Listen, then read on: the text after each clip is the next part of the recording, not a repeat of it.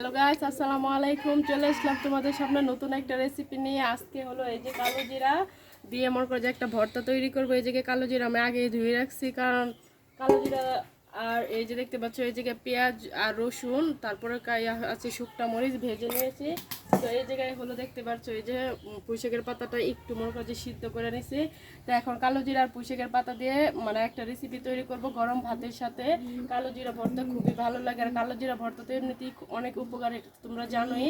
তোমরা একদিন ট্রাই করে দেখতে পারো। তো এখন আমি চলে যাচ্ছি পাটার কাছে, পাটাটা ভালোভাবে ধুয়ে নিব। তো পাটাটা ভালোভাবে ধুয়ে তারপর কিন্তু বাটাবাটি শুরু করে দেবো, বাটাবাটি শুরু হবে। তো এখন আমি একটু মরিচ বাটা দেবো। পাটাটা ধুয়ে নিলাম, এই যে দেখতে পাচ্ছ এই জায়গায় 4-5টা মরিচ দিয়েছি। এই 4-5টা মরিচ এখন একটু বেটে নেব। এই যে দেখছো 4-5টা মরিচ বাটা দিচ্ছি। তো এখন চলছে বাটাবাটির কাজ, মরিচ বাটছি এখন। তো কালো জিরা আর পুঁইশাকের পাতা দিয়ে ভর্তা বানাইলে গরম ভাতের সাথে হেভি ভালো লাগে, আর সকালবেলা নাস্তাতে ভর্তা না হলে চলে না। তো এখন হলো আমি গরম ভাতের সাথে কালো জিরা ভর্তা করতেছি।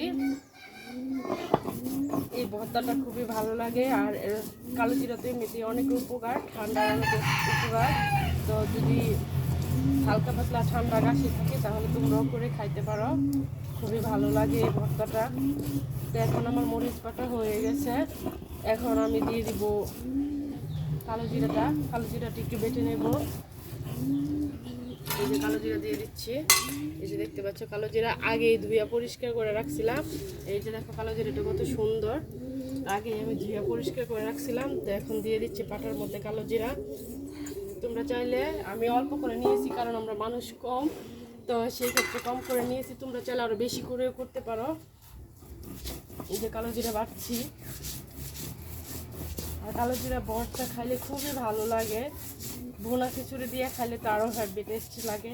তো আমি গরম ভাতের সাথে খাবো।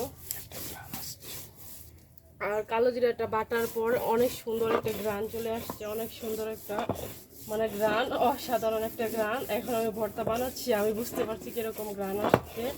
তো এখন হলো পুঁই শাকটা বাটা দিব। এই যে দেখতে পাচ্ছ পুঁই শাক, দেখতে পাচ্ছ পুঁই শাক।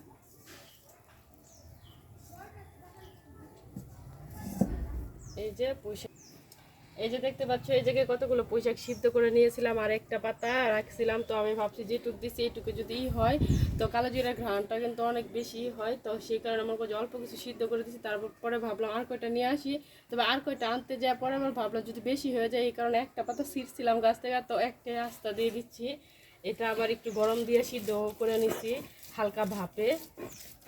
তো ওইটার মতো আর কি কড়াইয়ের মধ্যে দিয়ে ভাজা নেই নাই।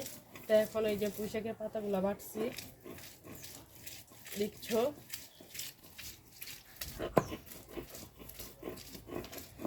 আর এই পুঁই শাক দিয়ে ভর্তা খাওয়াটাও অনেক ভালো লাগে।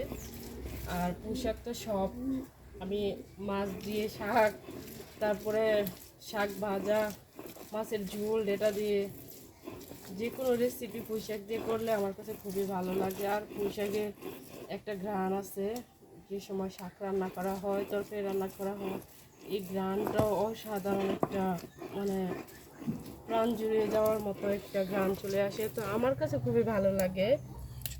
এই যে দেখো আমার পুঁই শাকের পাতাগুলি দিয়েছিলাম, ওইগুলো বাটা শেষ হয়ে গেছে।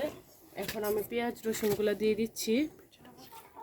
এই পেঁয়াজ রসুনগুলো আমি তেল দিয়ে ভেজে নিছি, তো সেই কারণে এমন হয়েছে। তো এখন দিয়ে দিচ্ছি, এখন পেঁয়াজ রসুনগুলো আমি ভালোভাবে একটু বেটে নেব।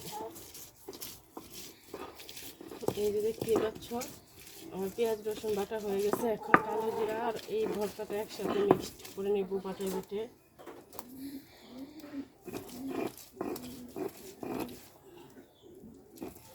এই যে দেখতে পাচ্ছ আমি একসাথে মিক্সড করে নিলাম বাটাবাটি করে।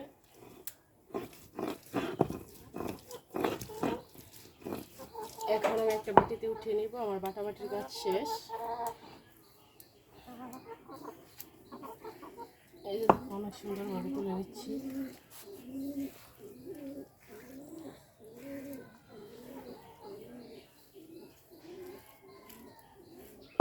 একবারে পাটা মরিচা মনে করে যে উঠিয়ে নিচ্ছি, আর ঘ্রাণটা অসাধারণ একটা ঘ্রাণ চলে আসছে। অসাধারণ একটা ঘ্রাণ আসছে। এই যে দেখো বাটিতে উঠিয়ে নিলাম, যে বাটিতে পেঁয়াজ রসুন ছিল ওই বাটিতে উঠিয়ে নিলাম। এখন আমি একটু লবণ দিয়ে দিব, লবণ দিয়ে তারপরে দিয়ে দিব একটু সরিষার তেল দিয়ে ভালোভাবে মাখাই নিব।